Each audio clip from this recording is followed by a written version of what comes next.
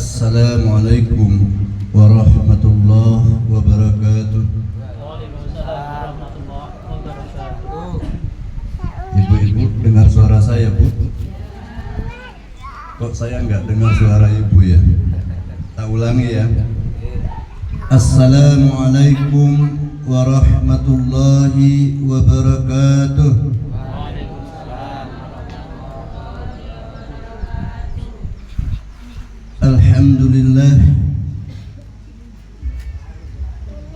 Alhamdulillahilladzi arsala rasulahu bil huda wa dinil haqq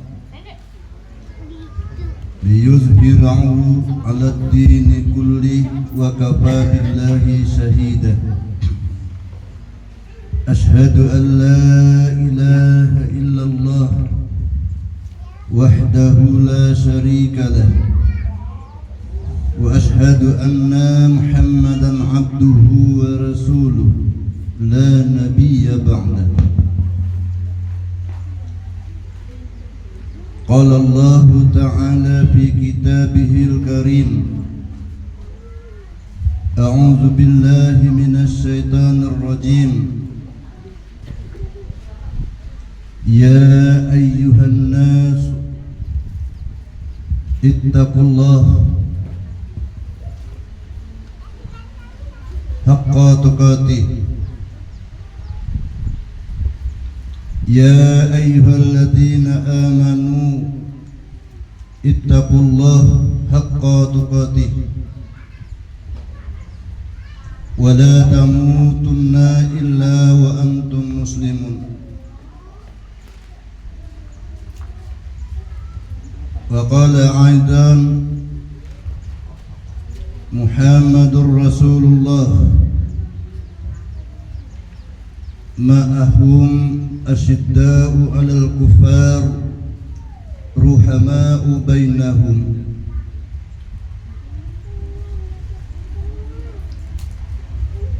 Wa qala Rasulullah sallallahu alaihi wasallam,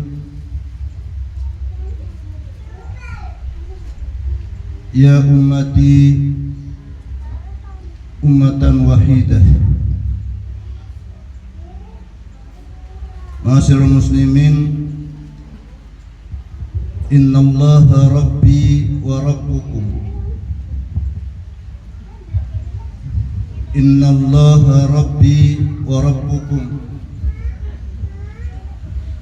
fa'buduhu hadza siratun mustaqim. Bapak, Ibu, kaum muslimin, kaum muslimat, hamba-hamba Allah yang insya Allah dimuliakan oleh Allah Subhanahu wa ta'ala, diangkat rezekinya, diangkat derajatnya, dimudahkan segala urusan, dilepaskan dari segala beban yang menjerat, dimuliakan hidupnya, diridhoi oleh Allah Subhanahu wa ta'ala ketika dihidupkan oleh Allah, dan diridhoi oleh Allah Subhanahu wa ta'ala ketika dimatikan oleh Allah,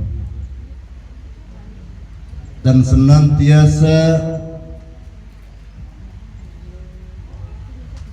dipanggil oleh Allah dengan kalimat, ya ayyatuhan nafsul mutmainnah, hai jiwa-jiwa yang tenang, irji'i ila rabbiki radiyatan mardiyah, kembalilah engkau kepada jalan Tuhanmu dengan ridho dan diridhoi. Fadkhuli fi ibadi, dan berkumpullah bersama hamba-hambaku. Wadkhuli jannati, dan berkumpullah di dalam surga. Saya yakin Bapak Ibu semuanya mau menerima panggilan Allah yang begini. Mau Bu? Sudah siap? Sudah siap dipanggil Allah seperti ini belum? Bapak sudah siap belum Pak? Siap. Kalau dipanggil dengan kalimat seperti ini oleh Allah. Siap. Siap enggak siap, wajib siap Pak. Karena 3 hari yang lewat saya pulang dari takziah ngasih nasihat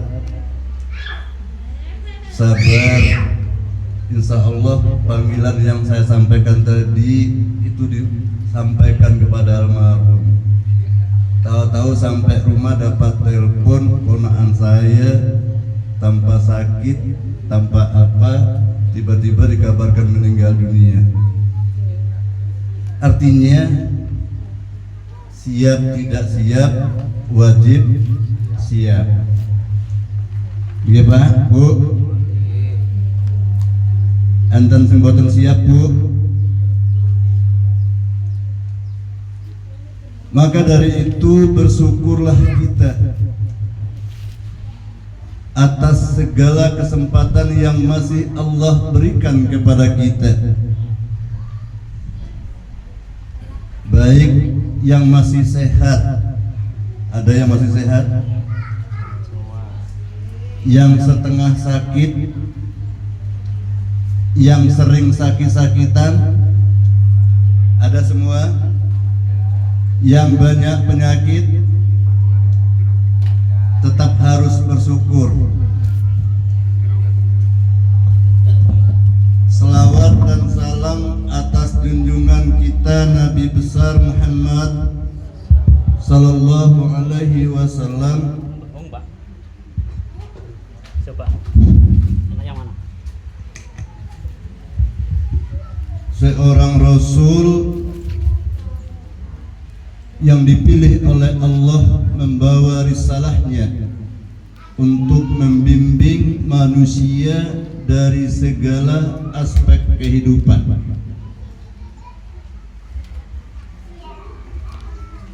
Mudah-mudahan Rasul benar-benar menjadi pilihan kita untuk kita senantiasa berselawat kepadanya. Ada yang gak suka selawat pada Rasul? Ada yang senang selawat pada Rasul? Ada yang senang selawat pada Rasul tapi perintah Rasul nggak dijalankan? Ada? Enten Pak? Senangi selawatan Rasul awan bengi subuh, tapi anak perintah Rasul diabaikan. Tapi seolah di Mesuji Timur ini soleh-solehah semua, senang semua dengan ajaran Rasulullah, senang semua untuk zikir kepada Allah. Kata Rasul, ada satu kalimat yang aku lebih cintai daripada terbitnya matahari pagi. Apa itu kalimatnya? Subhanallah walhamdulillah wa la ilaha illallah wallahu akbar. Coba ulang 5 kali Bu. Subhanallah walhamdulillah wa la ilaha illallah Allahu akbar. Subhanallah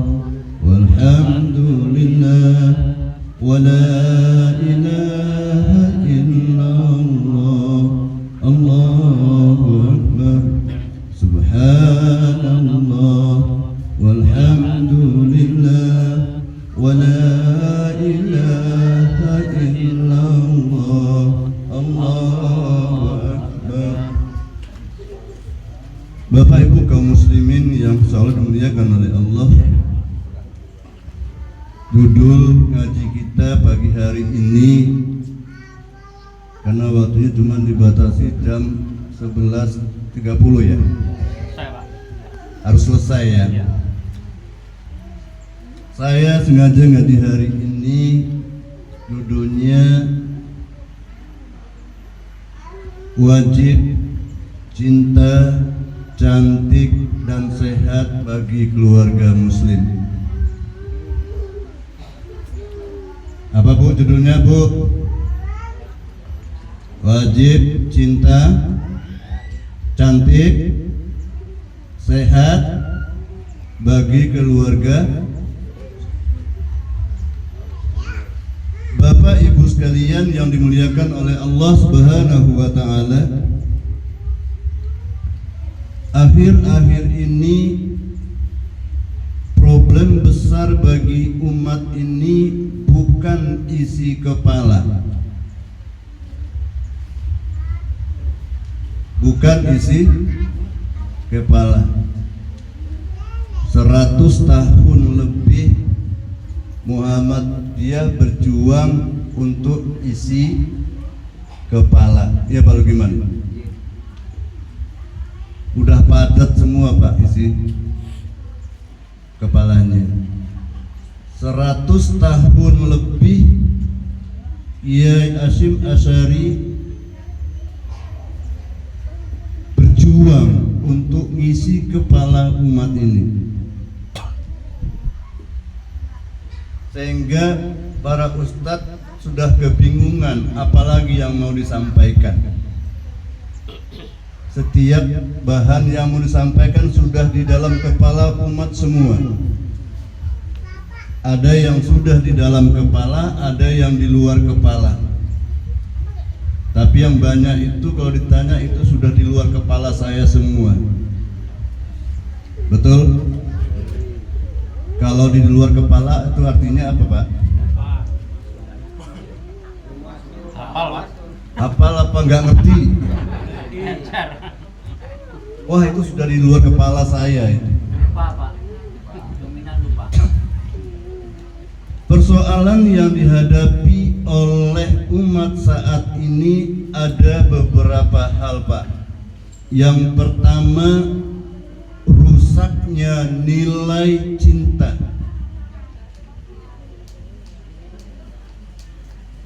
Rusaknya nilai cinta di dalam keluarga muslim, yang biasanya yang seharusnya ketika suami pulang mengetok pintu, assalamualaikum, istri keluar menyambut salaman, cium tangan, suami cium kening istrinya, dan istri berkata, Ana uhibbuka, saya mencintaimu.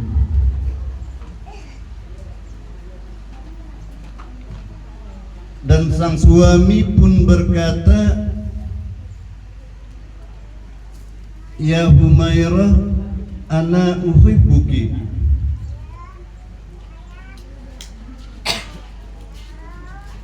Namun akhir-akhir ini kalimat itu nyaris nggak kedengaran lagi, nyaris tidak kedengaran. Yang lebih banyak kedengaran adalah marah, ngomel, apa tuh, berundel,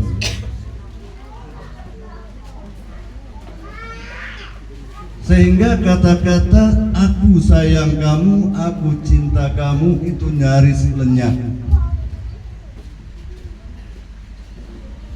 Paling-paling kalau ada cuman setahun 2 tahun ba'da ijab qabul.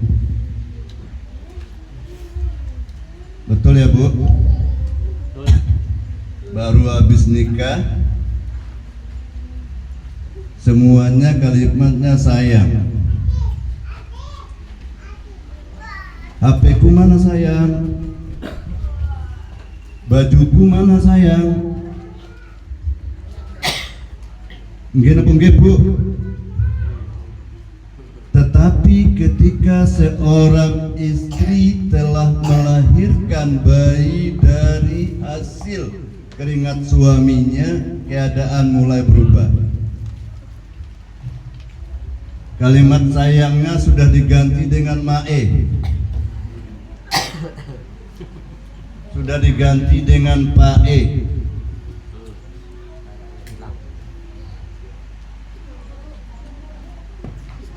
Kalau terlambat pulang diamuk. Suami pulang kantongnya dirogoh, HP-nya digeledah, kecil-kecilan mulai berantem setiap hari. Apa yang salah dari keadaan ini? Dalam studi kasus yang saya lakukan, keadaan ini bermula satu, lunturnya keikhlasan dalam sebuah pernikahan. Lunturnya keikhlasan dalam sebuah pernikahan. Pernikahan lebih cenderung kepada seremonial poya-poya. Peristiwa sakral yang diawali dengan kalimat-kalimat thayyibah, dengan kalimat-kalimat yang maha suci, tetapi diiringi dengan seremonial yang mengarah kepada maksiat. Yang kedua, ketidaksiapan secara hakiki dua insan ini untuk menikah. Satu, menikah karena sudah didesak ke orang sing wadon. Sing lanange wis didesak terus ke orang sing wadon, gelem gak gelem mesti lamar aku. Ngopo kok mesti? Sebabnya aku ki wis kadung remuk. Enggak ada sing pucang nang kene ya. Saya ada sing jomblo kayak gini. Hah? Ada.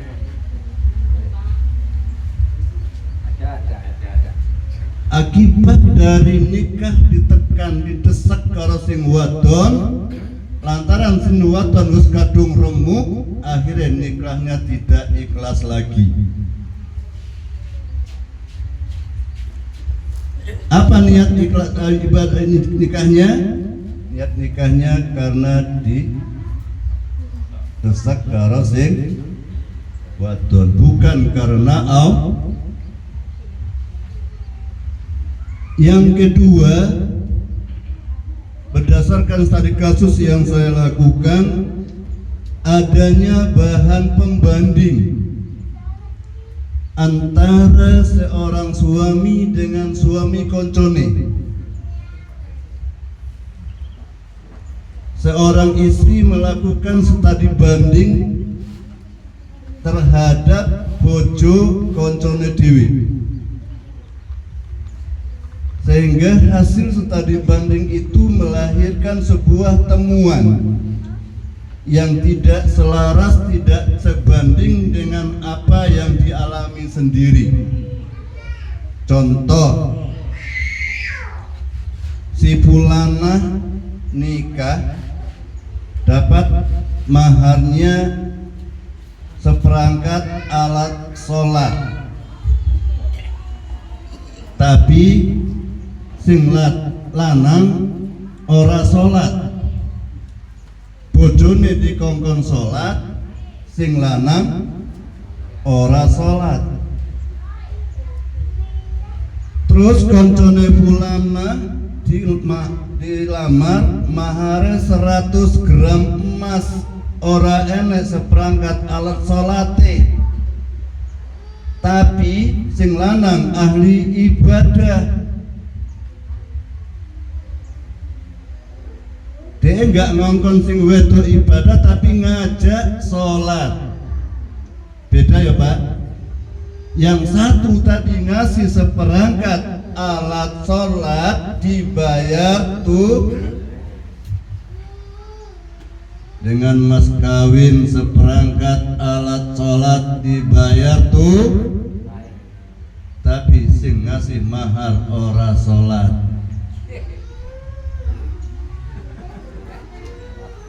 Ngongkon bojone sholat, sing ngongkon ora sholat. Ngongkon bojone sholat, sing dikongkon, yang sing ngongkon ora eneng. Eneng sing ngongkon bojone sholat tapi dia ora sholat. Ngongkon anaknya sholat tapi bapaknya ora sholat. Ngongkon anaknya ngaji bapaknya ora tahu ngaji.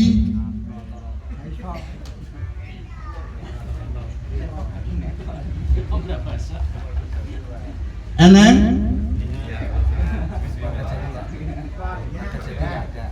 di Margo Jadi nggak ada kata Pak Luku. Nggak ada Pak. Nggak ada yang terang-terangan. Nggak ada yang aku Pak. Sementara yang ngasih mahar 100 gram emas nggak ada seperangkat alat sholatnya. Dengan mas kawin 100 gram emas dibayar tunai, si Pulana senyum, alhamdulillah lumayan 100 juta.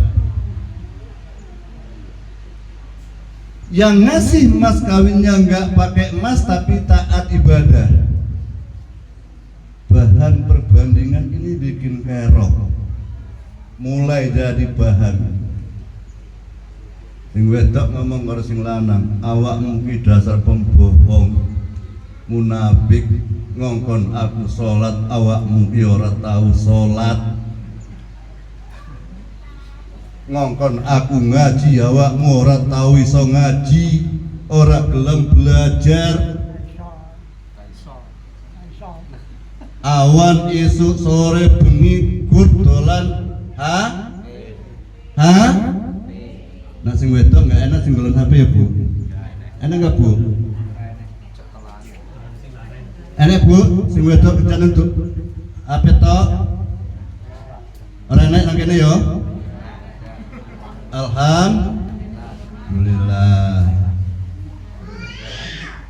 Dalam studi kasus bulan Ramadan ini Bu, ada 4 orang yang menghadap saya minta cerai karena sudah tidak sanggup lagi menjalani hidup bersama suami, karena dari pagi suaminya cuma main HP. Begitu saya tanya, sampean main HP enggak? Enggak Pak. Enggak gimana? Enggak ada istirahat. Bodoh. Sing lanang ora nyambut gawe lantaran sibuk. Sing wedok ora masak diwetene mutung goro-goro. Ini yang pertama. Saya berharap kaum muslimin yang hadir pada hari ini tidak termasuk golongan dari keluarga muslim yang kehilangan cinta dalam rumah tangganya. Sekali lagi saya berharap, saya memohon kepada Allah, mudah-mudahan seluruh keluarga saya yang ada di Mesuji Timur ini tidak termasuk dalam keluarga muslim yang kehilangan cinta di dalam rumah tangganya. Walaupun sing turu dewe-dewe wis oke ya Pak. Pak turu dewe, mae turu karo anake. Enak? Ada? Bapak tidur depan TV, emaknya tidur sama anaknya. Ada? Kalau ada berhenti Bu, itu dosa. Dosa. Karena hak seorang suami itu sampai akhir hayatnya tidur bersama istrinya.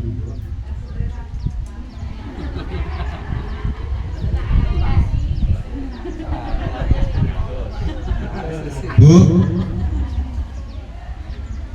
coba acung tangan siapa wes turu dewi-dewi.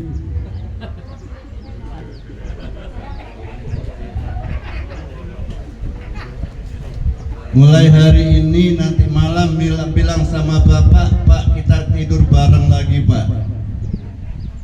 Oke Pak Ji. Oh wes tua, gak usah ngomong tua, saya juga tua Pak Bu. Ada yang masih banyak yang di bawah saya umurnya. Uang saya dengan Pak Lugiman aja masih tahu lebih tua saya. Tidurnya gak sendiri-sendiri, gak di batas batal guling juga enggak. Wajib bagi seorang istri tidur di samping suaminya. Wajib bagi seorang suami tidur di samping istrinya. Apa asbab yang mewajibkan? Satu, asbab psikologis kesehatan. Yang kedua, asbab tanggung jawab. Kita nggak pernah tahu apa yang akan terjadi di dalam hidup kita.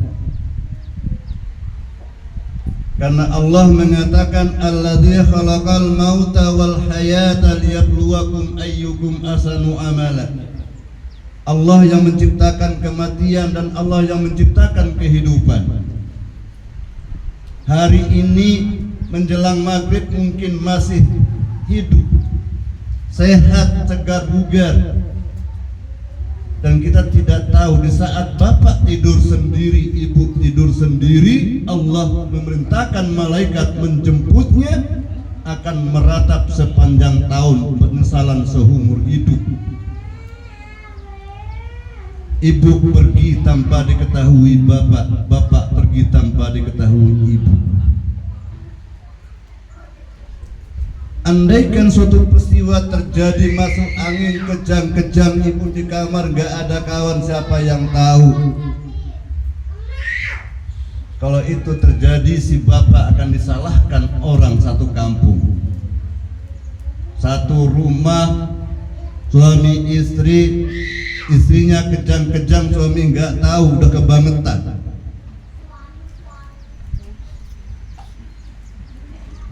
Yang berikutnya, bapak sebelum ibu memejamkan matanya tidur, beribadahlah kepada Allah dengan cara membelai rambut si istri dan mencium keningnya, sembari berkata, jangan lupa berzikir kepada Allah sebelum tidurmu. Ini bukan teori Pak, ini cinta dalam sebuah keluarga muslim. Enak tenan Pak, saya yang praktek Pak dari dulu sampai sekarang.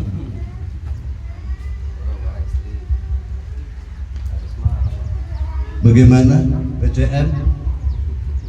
Sudah seperti itu mendampingi istri akan tidur? Ada ibu PCM nggak di sini? Bu PCM.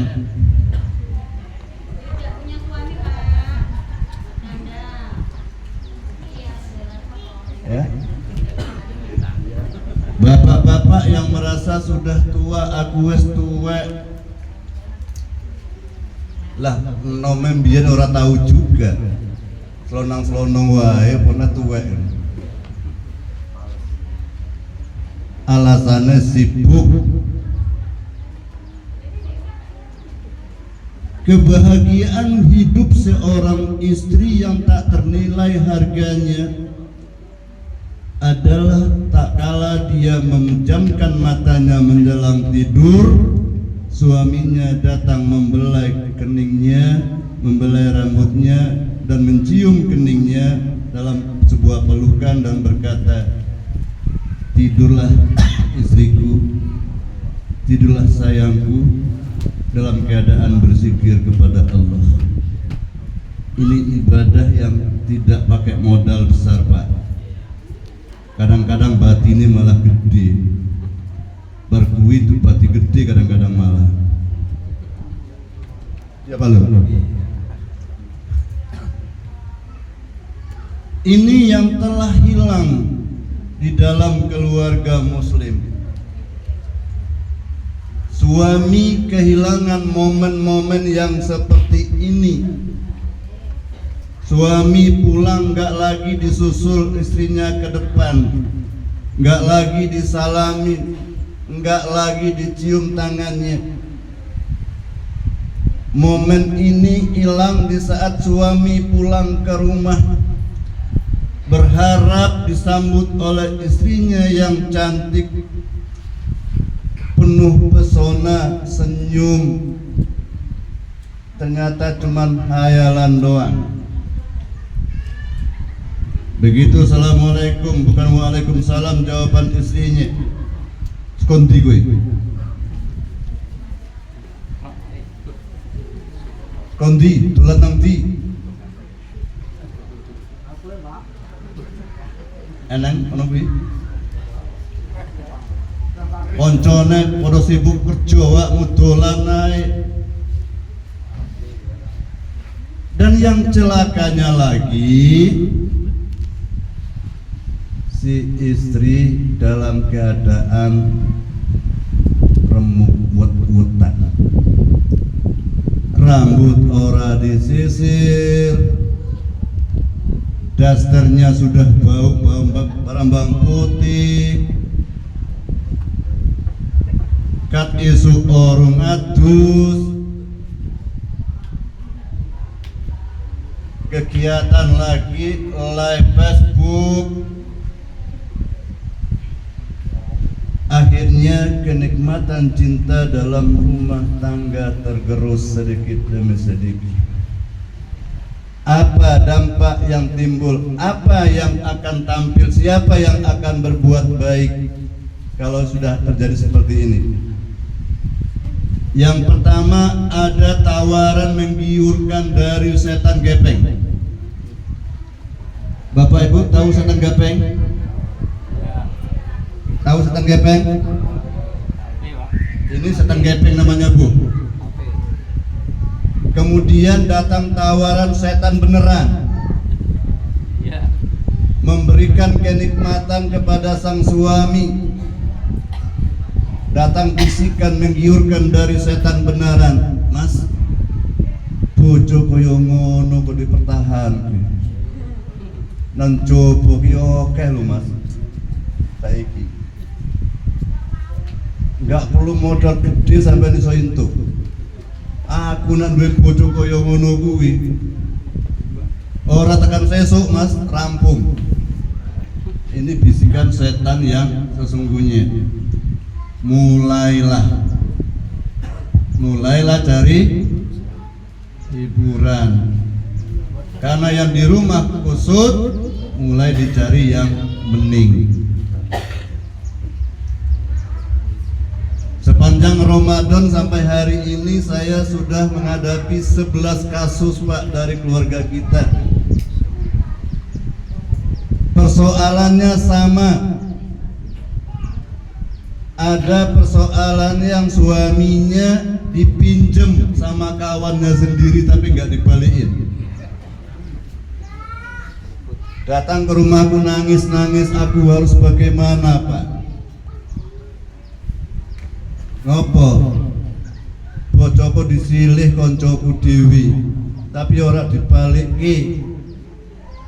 Maksudmu piye? Suamiku selingkuh, Pak, sama temanku sendiri. Sakit gak, Pak? Ya sakit sampean, bukan saya gitu. Terus cantik yang mana? Kawanmu dengan kamu? Cantik kawanku, Pak. Pantas. Karena kamu nggak mau mempercantik dirimu. Ada juga yang datang pada saya di tengah malam minta pendapat saya harus bagaimana Pak, karena istri saya dibawa minggat sama tetangga.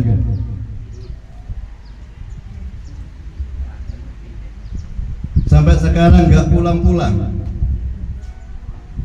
Anak 2 ditinggal, kecil-kecil. Terus istriku dibawa minggat tonggoku Pak. Harus gimana Pak? Saya harus gimana? Apa masalahnya? Ya sebenarnya sih salah aku Pak. Aku kalau tahu nyambut gawe Pak. Kerjaanku bermancing bentino. Enak semua mancing. Kerjaanku bermancing Pak. Gak iso mancing isuk ya bengi. Mancing bengi gak iso, mancing masalah. Terus anak istrimu yang ngasih makan siapa? Istriku kerja Pak. Pantas kalau istrimu diambil orang karena kamu nggak menjawab sebagai seorang suami. Bapak Ibu sekalian, dari kasus yang saya selesaikan, yang saya hadapi dari keluarga kita, alhamdulillah 90% berhasil terselamatkan, 10%-nya terpaksa harus mengakhiri. Setelah saya selidiki, semuanya berawal dari HP. Ini kasus terbaru Pak. Ini kemarin saya harus puntang-panting ngurusnya di Simpang Pematang karena PDM nggak tahu barangkali. Suaminya 24 jam sibuk di depan HP, teleponan lewat TikTok dengan nggak tahu siapa. Berbulan-bulan Pak. Akhirnya anaknya sakit, tidak punya uang untuk berobat.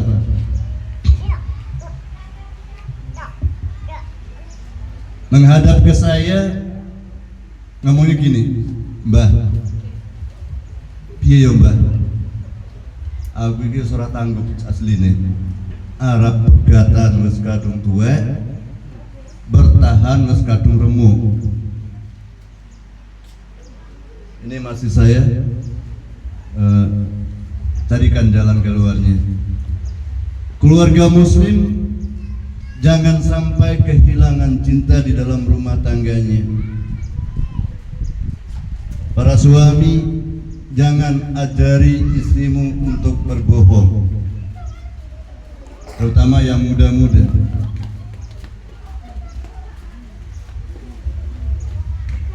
Kaum muslimin,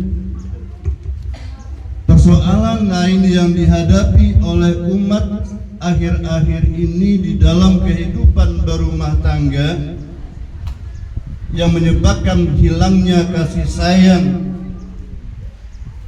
di dalam rumah tangga, sehingga apa yang didoakan orang ketika hadir undangan dulu lagi tidak tercapai. Apa doa orang ketika hadir undangan? Semoga menjadi keluarga sakinah, mawaddah, warahmah. Hilang Pak, senyap doa itu. Apa penyebabnya? Satu, sang suami sudah mulai sakit-sakitan. Hasil survei 7 dari 10 laki-laki berusia 40 tahun sudah mengidap berbagai jenis penyakit. 7 dari 10 wanita berumur 35 tahun sudah mulai mengidap penyakit. Dampak dari penyakit ini hilang kasih sayang di dalam rumah tangga.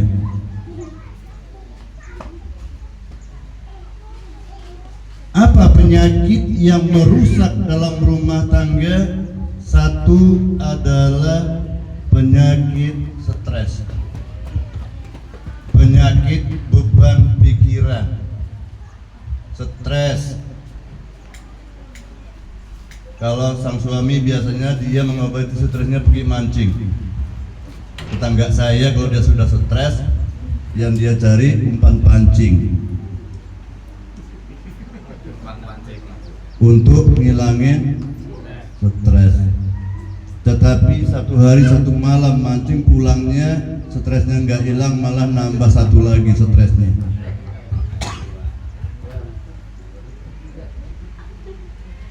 Benar nggak? Mancing itu katanya untuk ngilangin stres, bukan nyari ikan. Orang yang hobi mancing nggak pernah kecewa, nggak pernah kecil hati, nggak pernah menyesal walaupun sehari mancing nggak dapat ikan. Sampai nyesal nggak mas? Nggak dapat ikan mancing seharian? Enggak kan? Alasannya ngilangin stres, hiburan.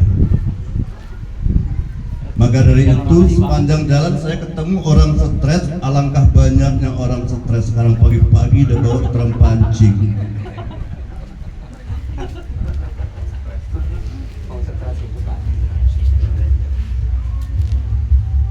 Margo jadi gak ada ya? Judi Timur gak ada ya? Ada juga yang menghilangkan stres kena main burung. Saban dino nyekel manuk. Eneng sing hobi nyekel manuk. Manuk dikurung.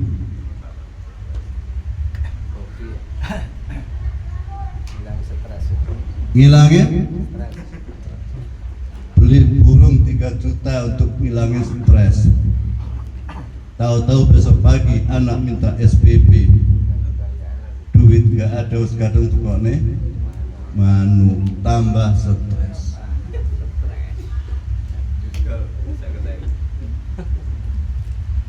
Orang tua, orang sepuh yang rambutnya sudah putih kayak saya ini juga sering stres.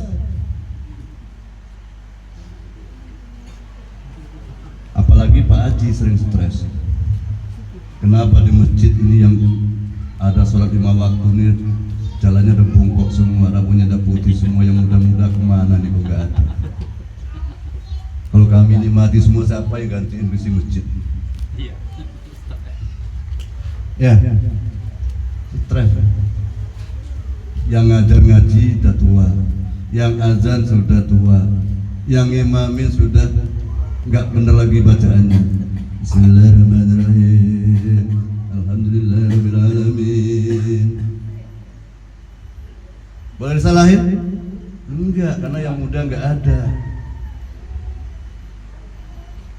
Ini fitnah dari sebuah lingkungan.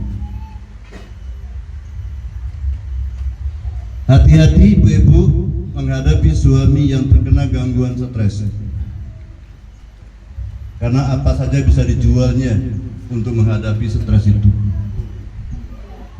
Ada kebun-kebun didol, nggak ngilangin stres. Enak motor-motor didol, tuku 10 juta, dole 4 juta. Modal apa? Ngilangi. Padahal saat jual itu sudah dalam keadaan stres. Yang kedua yang perlu diwaspadai Bapak Ibu sekalian adalah asam lambung. Ada yang terkena asam lambung? Bahkan dokter bidan rata-rata kena penyakit asam lambung. Coba sampai berobat ke bidan, Bu, penyakit saya apa Bu? Asam lambung.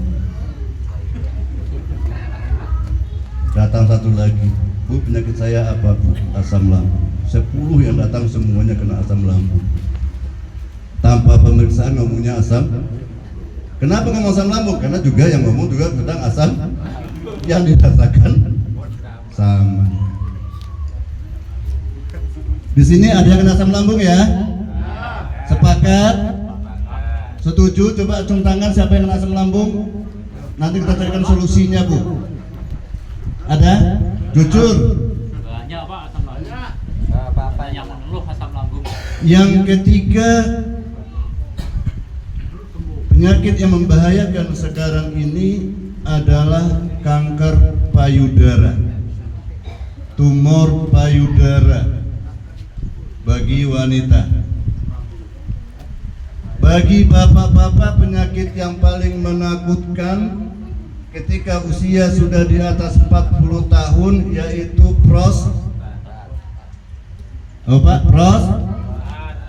ada yang kena? Wah, kok jujur men.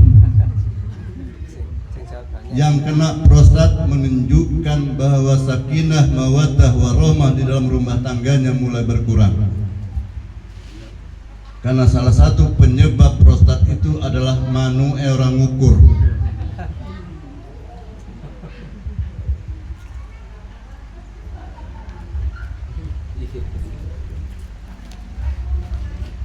Sisa waktu setengah jam, Ibu sekalian, saya akan memberikan solusi kepada keluarga muslim agar tetap cinta, cantik dan sehat.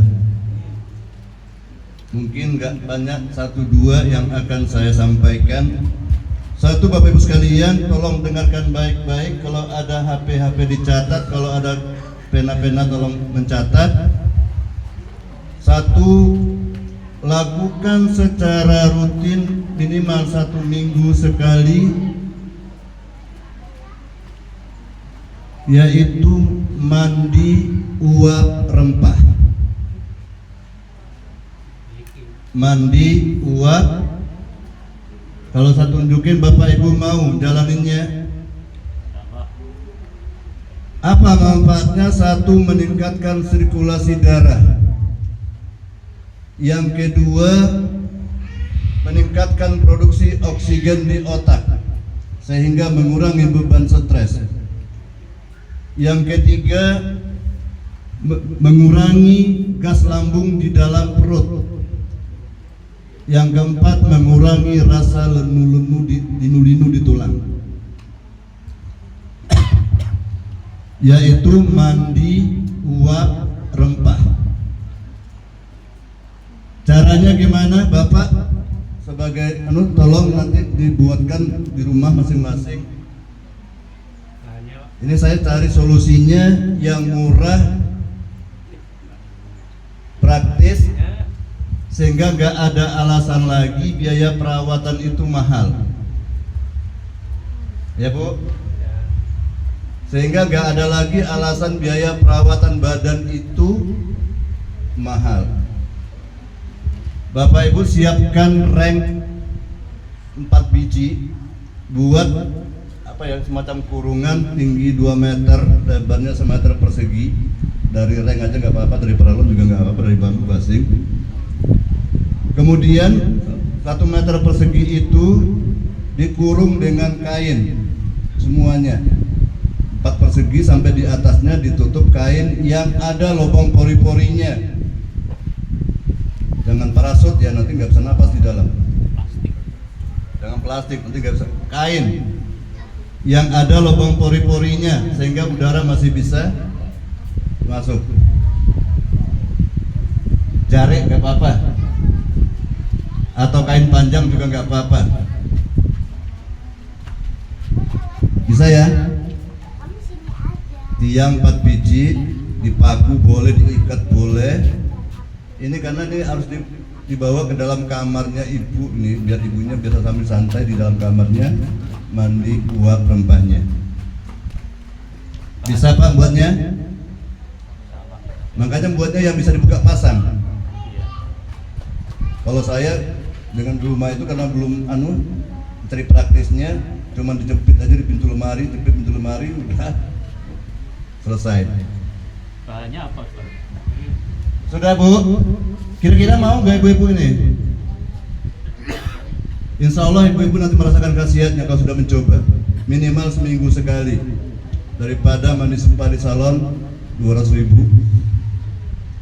Bahannya yang pertama ada yang mudah dapat di sini, ada yang agak sulit. Kalau dicatat yang pertama bahannya pandan wangi. Suatu sekali rebusan, sekali mandi, sekali rebusan itu daun pandannya 7 lembar. Kemudian daun jeruk nipis kira-kira 30 sampai 40 lembar. Kemudian serai wangi. Tahu Bu serai wangi? Serai merah? Ya. Itu 7 batang. Kemudian akar wangi. Akar wangi. Waduh, terpaksa beli online. Sebut dulu, catat dulu akar wangi. Di sini juga apa? Nggak ada yang jualnya, adanya di Jogja. Yang jelas beli online itu bisa didapatkan akar wangi. Kemudian cengkeh 20 biji.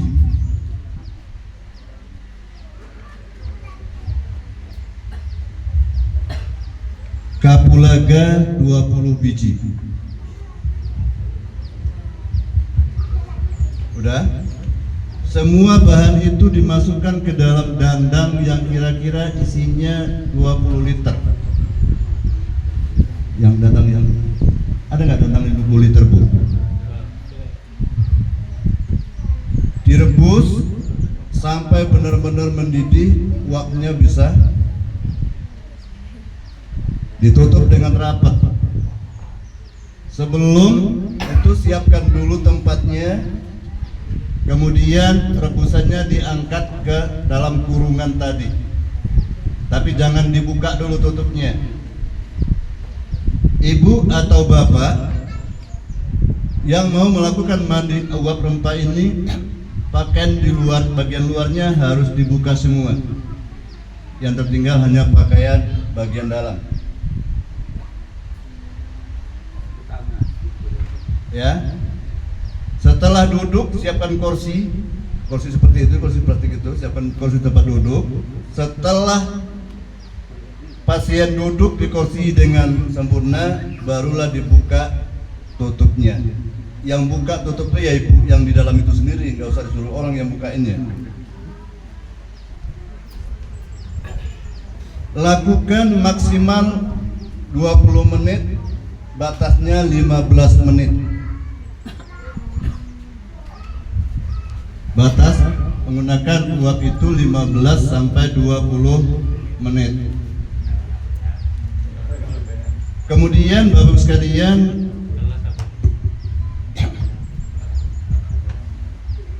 sebelum mandi sauna, mandi uap rempah, minum 1 gelas air putih, menghindari dehidrasi.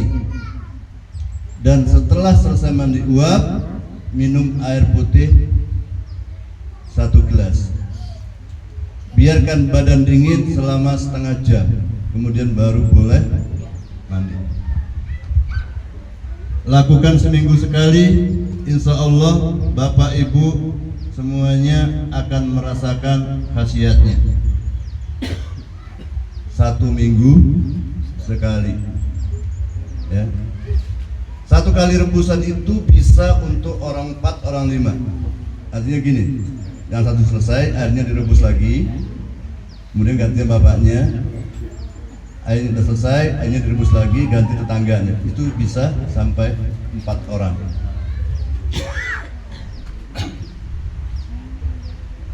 Kira-kira sulit nggak nyari bahannya?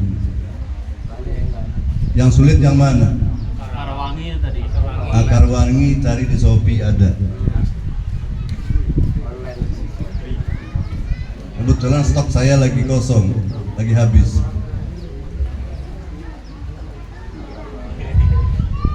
sekalian, yang kedua,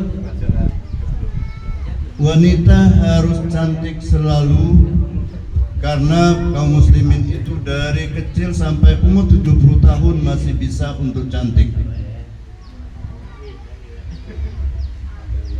Tip yang pertama yaitu tadi dengan rutin mandi buat rempah. Bagi bapak ibu yang sudah berumur di atas 40 tahun, biasakan meminum air kelapa yang sudah tua. Biasakan meminum air kelapa yang batoknya sudah hitam. Degan itu bisa membuat bapak kena asam lambung, Pak, karena kandungan gasnya tinggi. Air kelapa yang sudah tua itu, yang sudah hitam itu batoknya, itu kandungan kaliumnya tinggi, dan itu bisa untuk menghindari pengapuran tulang dan pengeroposan tulang. Banyak keloporan jalur itu toh.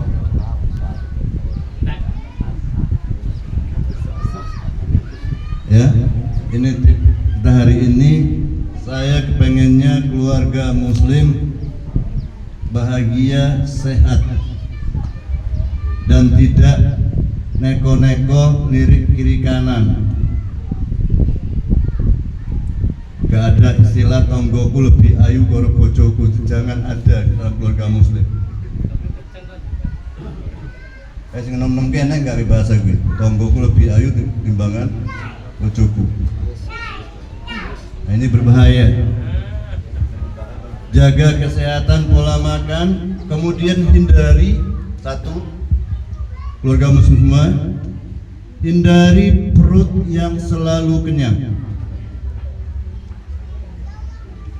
Berbahaya,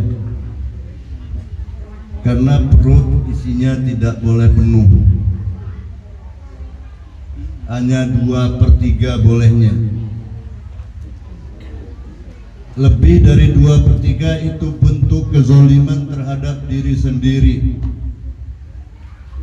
Orang yang perutnya selalu kenyang gak akan pernah sehat.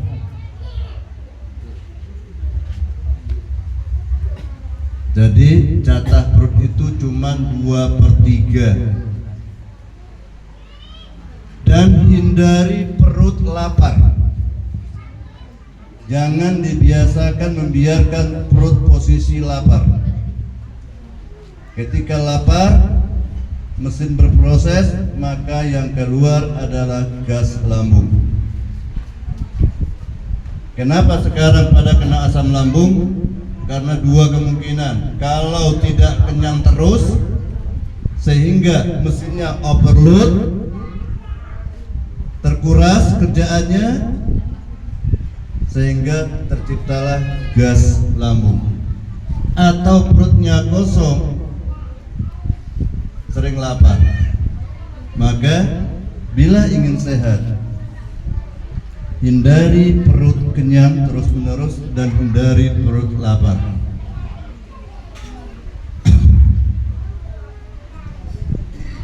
Paham ya Pak Ibu?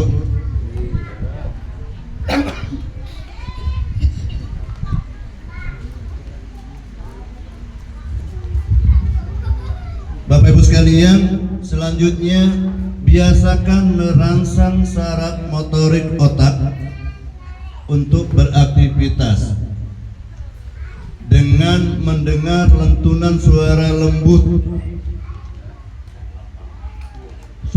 lembut yang tidak memancing emosional, yang tidak memancing emosi. Apa lantunan suara lembut yang tidak memancing emosi, yang bisa menggerakkan saraf motorik kita sehingga otak kita bisa bekerja dengan maksimal? Sederhana yang saya tanyakan tadi. Subhanallah walhamdulillah wala ilaha illallah Allahu Akbar. Terus sambil duduk ucapkan dengan suara lembut, dengan suara sahdu, dengan khusyuk.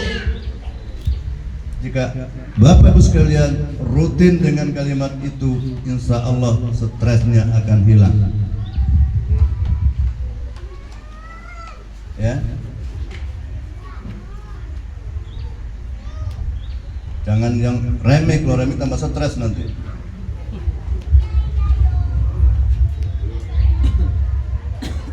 Itulah salah satu alasan para ulama terdahulu, para kiai di pondok pesantren ngajarkan santrinya menjelang waktu sholat, menjelang waktu belajar dengan zikir Subhanallah walhamdulillah wa la ilaha illallah Allahu Akbar. Coba ibu dengan suara santun, suara lembut, yuk kita baca yuk. Subhanallah walhamdulillah wa la ilaha illallah Allahu Akbar. Ibu sekalian, itu adalah solusi dalam sebuah keluarga muslim agar tetap bahagia. Bapak Ibu sekalian yang dimuliakan oleh Allah Subhanahu wa taala, kita sudah hampir pada puncak kritis kondisi umat ini.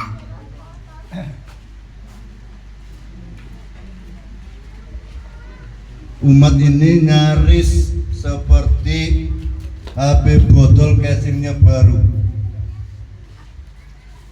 HP-nya botol casingnya baru. Dilihat dari kulitnya mulus, bagus, rapi tenan. Tahu di dalamnya remuk.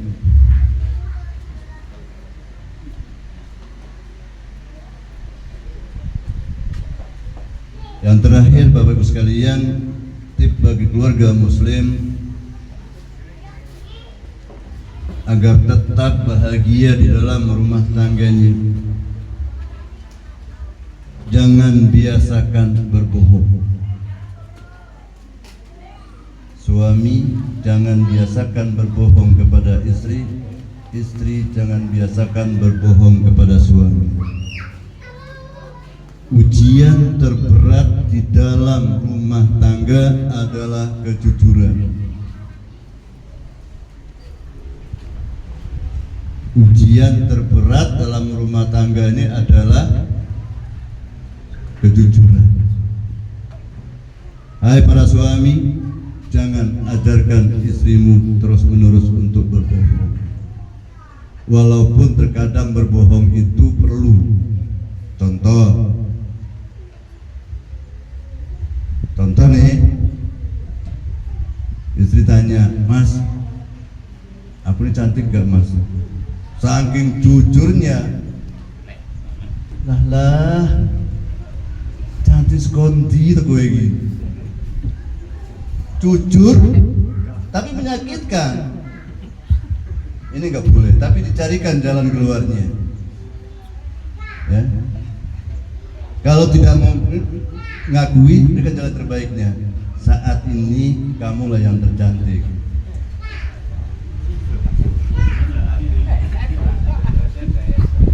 Kalau istrinya masak keasinan, jangan jujur. Gue lagi belajar masak sekondi dong ya. Masak koyo ngene, uyah tok isine. Ngamuk, Pak. Caranya gimana? Sampai mau nang warung yo. Tuku uyahe nang ndi? Nggone Pak Proto lho, Pak. Sesuk pindah yo. Sebab gak uyah nang kono kelewat asin. Ya, sapa ngerti tuku uyahe pindah, masakane gak asin meneh.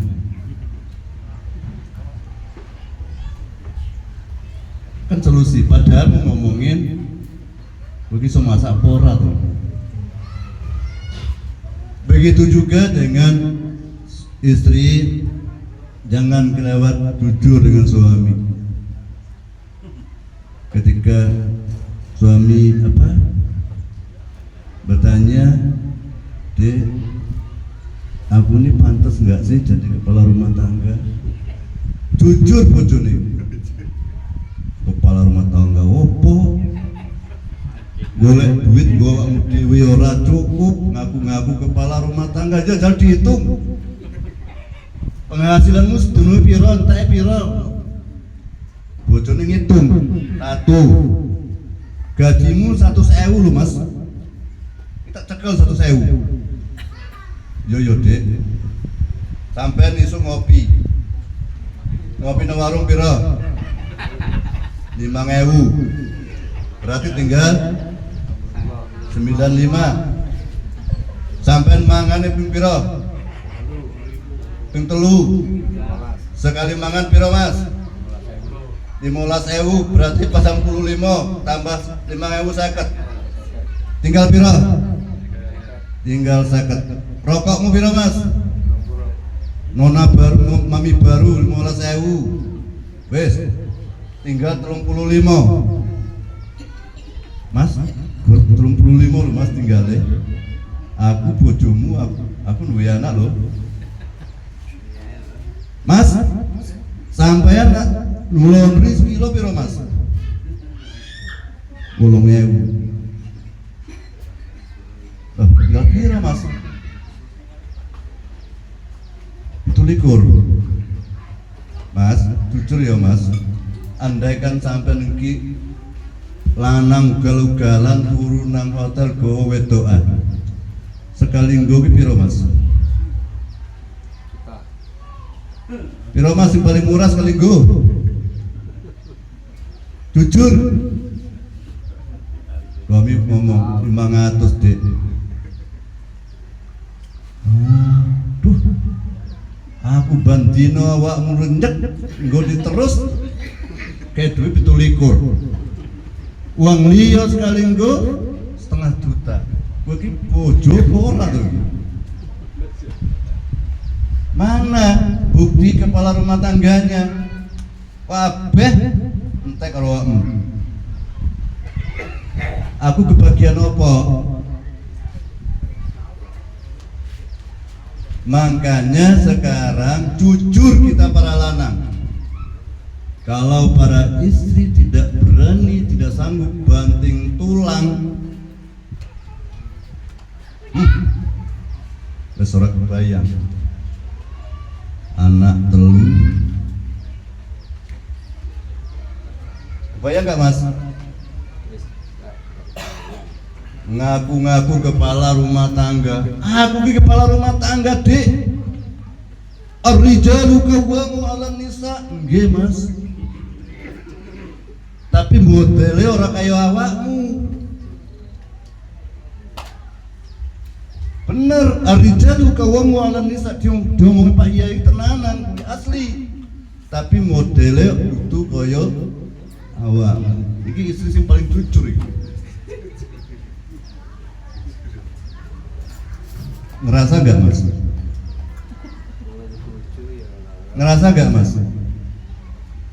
Gaji 100.000, 70% habis karo awake dhewe. Urung meneh go nyumbang, urung meneh nglayat, urung meneh wong tuwa teko, urung meneh gak kerja. Tumpuan kesalahan ditimpakan kepada makanya seringkali rumah tangga yang seperti ini menjadi rumah tangga belut. Tahu rumah tangga belut, Pak? Belut itu yang menjadi kepala rumah tangganya siapa yang paling kuat, siapa yang paling gede. Nanti gantian. Kalau hari ini yang paling gede, paling kuat, paling dhuwur dhewe jadi kepala rumah tangga, jadi jantan dia. Kalau tiba-tiba habis melahirkan ini badannya gede, gemuk, kuat, ini jadi jantan. Jadi makanya belut itu punya 2 jenis kelamin.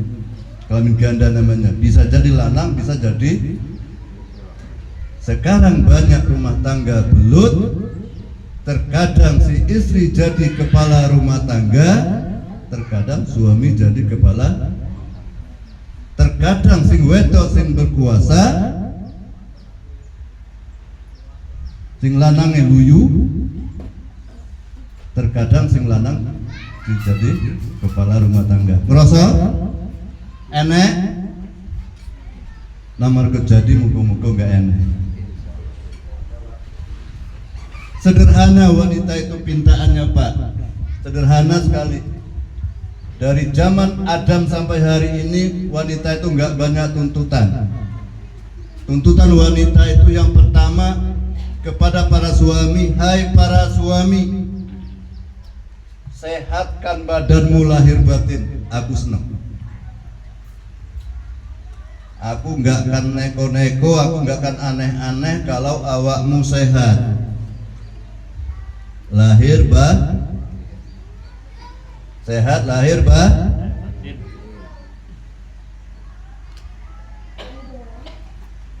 wabeh ki sehat. Sehat gak Pak? Insyaallah sehat. Tenanan. Yang kedua, cukupi kebutuhanku, kata istri. Gak muluk-muluk, cukupi kebutuhan. Nggak perlu gajimu 10 juta, 20 juta sebulan, yang penting cukupi kebutuhanku. Butuh motor, tukone motor. Butuh rumah, gawe rumah. Butuh mobil, tukone mobil. Selesai urusannya. Butuh piat, butuh perawatan, kasih duit untuk perawatan. Selesai, aman, sakinah, mawaddah warahmah. Tenang? Setuju Ibu? Tetapi faktanya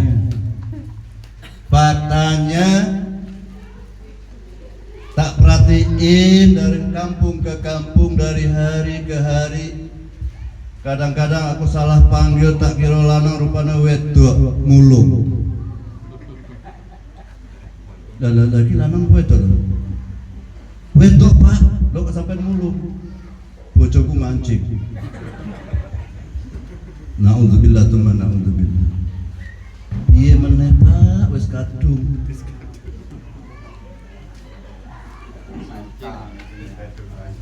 Wis kadung, wis remuk kaya ngene, jadi rondo juga wis gak penak, wis pasrah wae karo Gusti Allah.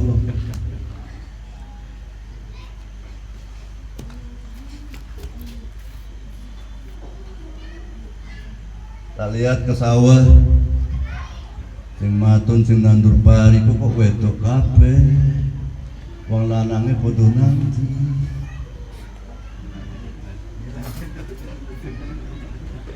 Hari-hari istri dijemur di tengah sawah, pulang-pulang minta istri cantik. Cantik dari mana Mas?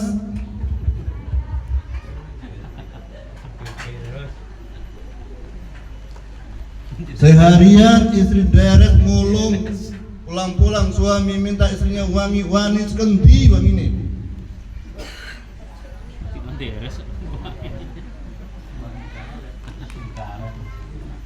Wahai para suami, belajar untuk tobat. Kalau salah, akui kesalahan.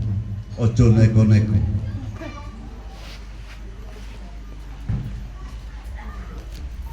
Bapak Ibu sekalian, sesuai dengan apa yang dipesankan pada saya, waktunya tinggal 10 menit lagi. Saya tidak buka tanya jawab karena ini materinya adalah cinta, cantik dan sehat.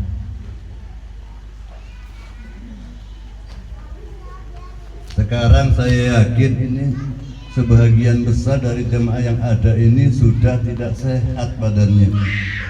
Betul Pak? Betul Pak? Penyakit yang pertama yang paling oke asam,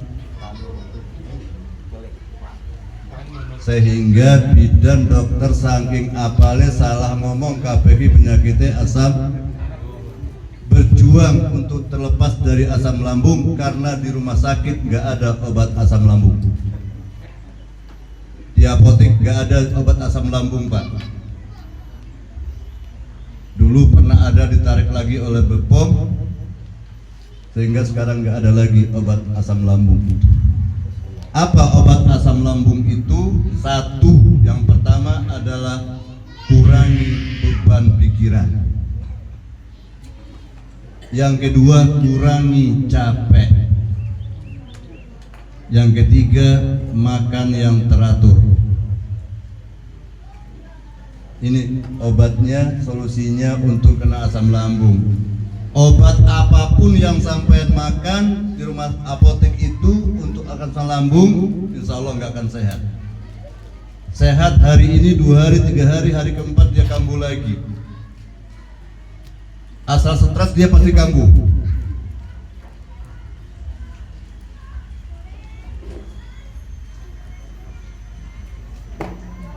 Apa obatnya? Hilangi stres, kurangi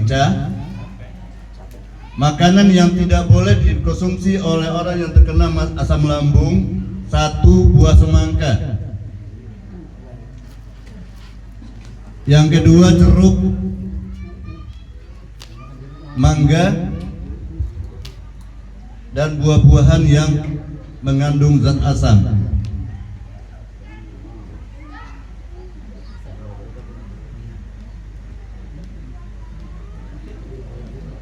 Yang ketiga, tidak boleh perut kosong dan tidak boleh perut kenyang.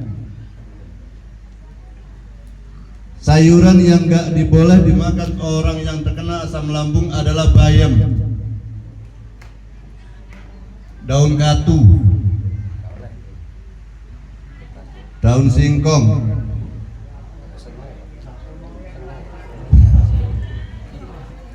kemudian bung.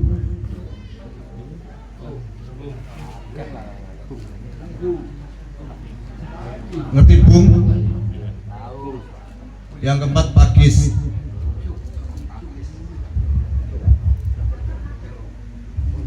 Ini sayuran yang tidak boleh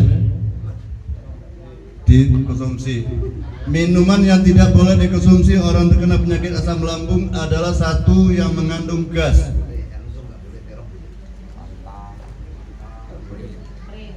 Sprite, Fanta, Coca-Cola itu kalau di Cina, Pak, itu untuk membersihkan WC.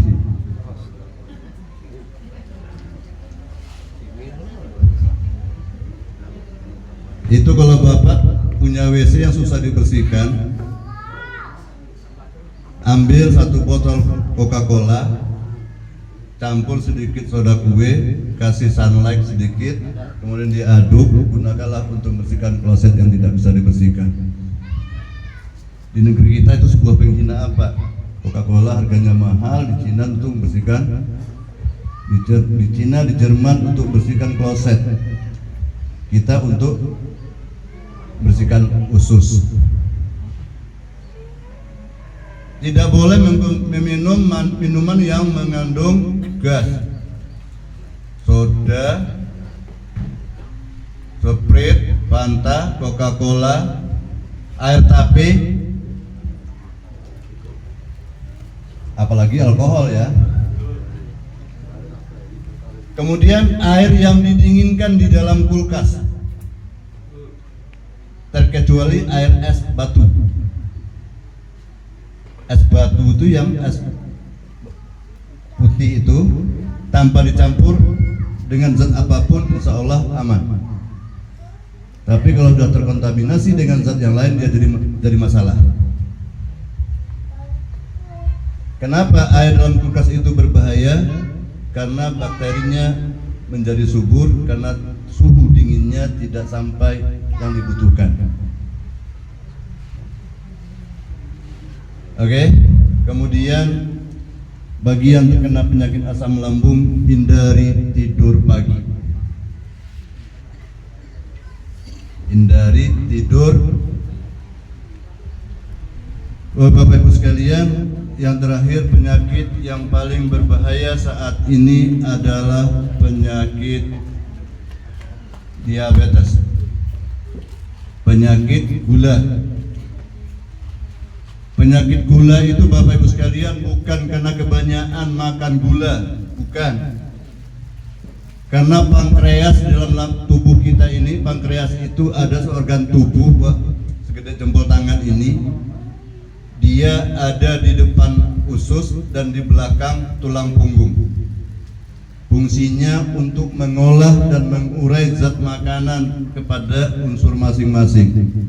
Ketika pankreas itu rusak, maka dia tidak bisa memutar mengolah zat makanan, sehingga terjadilah pembusukan. Setiap buah yang kita makan, makanan yang kita makan itu kandungan zat gulanya ada. Pankreas tidak bisa mengolah dan menyebarkan kepada pembuluh darah, sehingga zat gula itu menjadi membusuk dan menempel di dinding-dinding pembuluh darah. Lama-kelamaan dia membusuk, ya, membusuk tidak bisa keluar. Ketika ada kesempatan dia keluar, luka sedikit saja Pak, itu langsung membesar. Betul? Bila di antara Bapak Ibu sekalian ada yang kena luka koreng, kena diabetes, nggak usah panik, jangan dipikirkan untuk dipotong. Ini solusinya. Insya Allah saya sudah buktikan beberapa kali dan insya Allah itu terbukti. Satu, ambil kulit batang puli selebar telapak tangan ini, kira-kira 2 kali selebar telapak tangan. Bersihkan kulit bagian luarnya yang hitam-hitam itu, bersihkan. Masukkan ke dalam periuk, isi dengan 1 gayung air. Tambahkan dengan 5 batang daun samiloto. Bapak tahu daun samiloto? Tahu? Ada? Kalau nggak ada jemput ke rumah saya. Direbus, ya. Setelah direbus, udah mendidih agak lama, disaring dengan kain yang bersih. Jangan dengan saringan teh, dengan kain, sehingga benar-benar tidak ada serbuk yang ada di dalam air. Setelah angat-angat kuku, gunakan untuk mencuci koreng itu.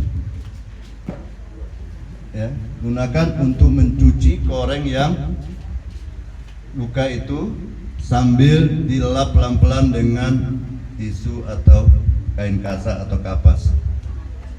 Lakukan 2 kali sehari, insya Allah luka diabetes itu tidak akan lama sembuh. Ya. Saya sudah lebih dari 10 pesantren yang melakukan itu, semuanya alhamdulillah sembuh total. Ya. Jadi nggak usah pikirkan harus manggil bidan membersihkan, harus jangan sampai lagi kebayang dipotong segala macam, rugi Pak. Jari guru limo potong siji tinggal apa-apa. Orang ini ganti nih. Jadi cuma cukup untuk mencuci Ustaz ya? Iya. Minum enggak ya? Untuk meminumnya, kalau diabetes yang belum kronis, yang belum akut, cukup Bapak siapkan 4 biji rambutan. 4 biji rambutan. Kemudian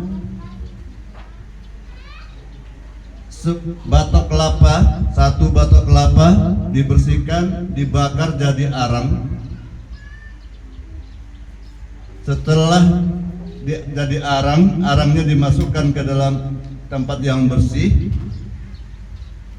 Biji rambutannya digeprek, dimasukkan ke dalam arang itu tadi, kasih dengan 3 gelas air, direbus sampai mendidih agak lama, kemudian didinginkan, dibagi 3, minum 3 kali sehari, minum selama 5 hari berturut-turut, kemudian periksa lagi gula darahnya. Kalau sudah turun jangan diteruskan, takutnya nanti ngedrop. Ya. Nah, itu saja Bapak sekalian. Kalau masih kurang, lain kali kita sambung lagi. Sebagai penutup dari saya, Wahai kaum muslimin, rumah tangga muslim, baik dari kalangan saudara-saudaraku yang mengikuti Kiai Haji Hasyim Asy'ari maupun yang mengikuti Kiai Haji Ahmad Dahlan, kita keluarga besar umat Muhammad, umat yang satu, haram hukumnya berselisih di antara kita, haram hukumnya bergejolak di antara kita, karena kita adalah saudara. Wahai keluarga muslimah, tetap jaga cantik dan sehatmu demi keutuhan dan kebahagiaan rumah tangga sampai Allah memerintahkan lain kepada kita. Mohon maaf yang sebesar-besarnya karena hari ini saya sengaja tidak mendalil-dalil. Saya bicaranya keluarga tentang kesehatan karena ini sudah sampai pada tingkat kekhawatiran yang tinggi bagi diri kami sebagai pengayom umat ini. Apa jadinya umat ini ke depan?